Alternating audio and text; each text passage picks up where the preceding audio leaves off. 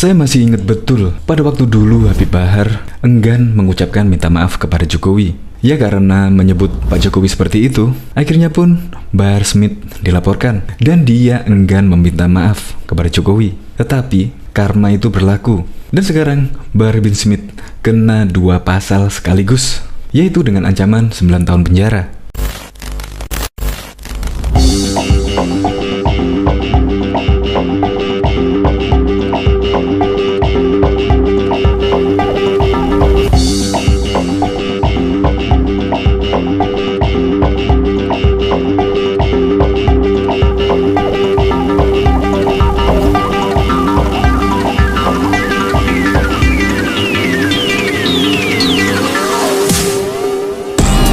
Ya kalau kata orang-orang Jawa sih, Gusti Mboten Sare, alias Tuhan tidak tidur. Ya memang Pak Jokowi tidak pernah melaporkan rakyatnya. Walaupun Pak Jokowi sering difitnah dan dicaci maki pun, Pak Jokowi tetap legowo, ikhlas menerima semua itu. Ya memang risiko pemimpin orang nomor 1 di Indonesia. Pak Jokowi walaupun dikatakan seperti apapun oleh Bahar bin Smith, Pak Jokowi pun terus membuktikan kinerjanya dengan cara bekerja, kerja dan terus bekerja, sehingga pembangunan sekarang ini sudah merata dan sudah bisa dinikmati oleh ya Habib Bahar tentunya. Ya kemungkinan Bahar bin Smith juga telah merasakan pembangunan yang dilakukan oleh Pak Jokowi. Sudah menikmati fasilitas jalan tol, MRT, LRT, dan lain sebagainya, kemungkinan sudah menikmati. Ya tetapi karena kebencian kepada Presiden Joko Widodo, akhirnya menyebut Pak Jokowi seperti itulah. Tetapi Tuhan tidak tidur. Akhirnya pun pada kemarin persidangan Habib Bahar, JPU menuntut Habib Bahar 2 pasal sekaligus. Untuk lebih lengkapnya simak berita berikut ini, Good News Indonesia. Belum menyaksikan video ini, pastikan bosku jangan lupa subscribe, karena subscribe itu gratis plus bonus tonton video terbaru setiap harinya. Jangan lupa ya. Masih ingat Habib Bahar? Ini dia menyesal pernah mengatakan ini. Habib Bahar bin Smith memprotes dakwaan yang dibacakan Jaksa Penuntut Umum JPU Kejaksaan Tinggi Kejati Jawa Barat dalam sidang di Pengadilan Negeri PN Bandung Selasa 6 April 2021. Dia didakwa dengan pasal kekerasan dan penganiayaan terhadap seorang sopir taksi online bernama Andrian Syah. Dalam sidang yang digelar secara virtual itu, Bahar bin Smith berada di Lapas Gunung Sindur, sedangkan jaksa, hakim, dan kuasa hukum di PN Bandung menanggapi dakwaan yang dibacakan JPU Kejati Jabar, Suharja. Habib Bahar menyinggung soal peraturan kejaksaan nomor 15 tahun 2020 yang intinya jaksa menghentikan penuntutan terhadap terdakwa apabila pihak-pihak yang terlibat dalam sudah sepakat damai. Namun, majelis hakim pun lantas memotong dan meminta Bahar untuk tidak memberikan tanggapan berupa jawaban. Hakim lantas mempersilahkan Bahar mengajukan eksepsi bila tak terima dengan dakwaan. Saya tidak eksepsi, tapi saya bingung perkara ini diteruskan. Peradilan restoratif justice, korban, keluarga, dan pihak lain mencari penyelesaian pada keadaan semua kemudian dicabut atau ditarik kembali di luar pengadilan, ujar Bahar. Menurutnya, perdamaian antara dirinya dan korban taksi online bernama Andrian Syah telah dilakukan. Bahkan Bahar mengaku telah mengganti kerugian korban setelah upaya perdamaian diterima dan kabar perdamaian tersebut telah diteruskan kepada Kepala Kejaksaan Tinggi. Oleh karenanya, kata Bahar, jaksa seharusnya berperan sebagai fasilitator. Seharusnya jaksa fasilitator karena ada perdamaian ganti rugi. Makanya saya bingung kenapa masih diteruskan. Harusnya jaksa menjadi mediator bukan penuntut, katanya. Hakim pun kemudian mempersilahkan kuasa hukum Bahar, Ikhwan Tuan Kota, ikut menanggapi dakwaan tersebut. Ikhwan sebenarnya bahwa memang sudah terjadi perdamaian antara Bahar dan Andrian Syah. Bahkan perdamaian dibuat secara tertulis, termasuk keterangan saksi, pencabutan laporan hingga kompensasi yang telah diterima korban. Kami sudah menyerahkan berkas itu di tingkat kepolisian dan kejaksaan. Makanya klien kami bingung gitu menyampaikan. Karena selama ini berdamai tidak ada apa-apa, bahkan nanti kalau jaksa hadirkan korban silahkan langsung, tutur Irwan. Sementara itu, jaksa menjelaskan jika berkas tersebut nantinya akan masuk di pertimbangan saat penuntutan. Terkait apa yang disampaikan Bahar maupun penasihat hukumnya, telah ada perdamaian, namun kami penuntut umum berpendapat harus ada kepastian. Makanya dilakukan proses persidangan perdamaian. Kami pertimbangkan dalam proses penuntutan, kata Suharja. Hakim menegaskan, persidangan digelar untuk mengetahui benar atau tidaknya perbuatan yang dilakukan oleh terdakwa.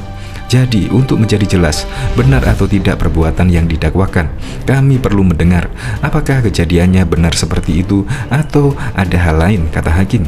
Saya berharap Yang Mulia memutuskan seadil-adilnya, ucap Bahar. Insya Allah, tapi kami belum tentu memuaskan semua orang. Keadilan itu berada di mana nanti kita bicara setelah dengarkan saksi-saksi, kata hakim menjawab Bahar. Sidang dengan agenda dakwaan itu akhirnya ditutup dan rencananya dilanjutkan pekan depan dengan agenda mendengarkan keterangan saksi-saksi. Habib Bahar Smith diketahui kembali terjerat kasus dugaan penganiayaan. Dia ditetapkan sebagai tersangka oleh Polda Jabar atas kasus dugaan itu. Dilaporkan seseorang bernama Andriansah pada tahun 2018 ke Polda Jabar. Belakangan, Direktorat Reserse Kriminal Umum menaikkan status terlapor Bahar menjadi tersangka. Diketahui sebelumnya, Habib Bahar menolak meminta maaf pada Presiden Joko Widodo terkait ceramahnya yang menyebut Jokowi kayaknya banci hingga Jokowi haid. Ia sendiri telah dilaporkan ke polisi oleh Jokowi mania atas ucapannya tersebut. Saya lebih memilih busuk di penjara daripada meminta maaf. Saya di penjara karena membela Islam, membela rakyat susah, ujar Bahar saat memberikan sambutan dalam reuni aksi 212 di Monas, Jakarta Minggu 2 Desember. Bahar menjelaskan alasannya menyebut Jokowi banci lantaran saat aksi bela Islam 411 tahun 2016, mantan wali kota Solo itu tak mau menemui sejumlah ulama. Saat itu beberapa ulama memang mengikuti aksi 411 untuk menyampaikan kasus penistaan agama yang menjerat Basuki Cahayapurnama alias Ahok. Saya katakan dia Jokowi banci karena saat aksi 411 jutaan umat dan ribuan ulama ingin menemuinya untuk menegakkan hukuman.